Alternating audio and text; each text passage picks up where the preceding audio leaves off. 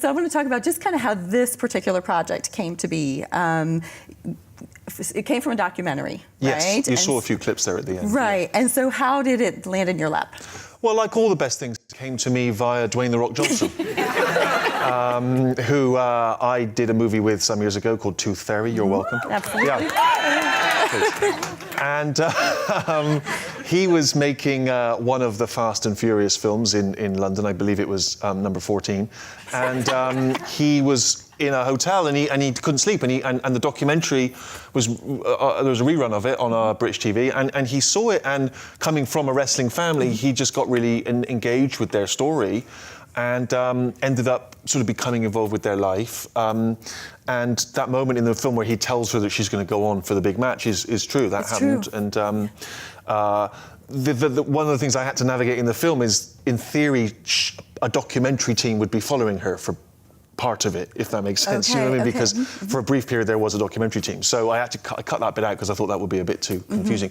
But otherwise, it's his involvement is sort of true, and then sort of later still he thought, well, maybe there's a kind of movie, and sent me the documentary via this producer called Kevin Misher, who.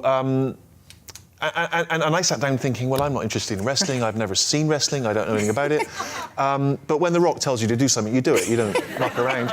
And I was just really won over by them and by their love of this thing and the passion they have for it and the way they talk about it, rescuing them from, their darker times in the past, and Ricky being in prison and Julia living on the streets and all that stuff. And as you saw there, mainly violence, as they say, and so, yeah, wasn't looking for a wrestling project, but just engaged with them and that story despite the wrestling. That seemed irrelevant to me. It was about the dream they had and this family pressure to kind of fulfill it, and the fact that Zach got rejected and she got chosen was just such an emotional moment that in the documentary that was so moving. And I just thought, we've seen a lot of sports movies in which there's sort of celebrations of exceptionalism, which I think there still is because of her success, but there's fewer about what happens to the people when they get left behind, right? When they don't get chosen, what happens then? How do you recalibrate your life and pick yourself up again?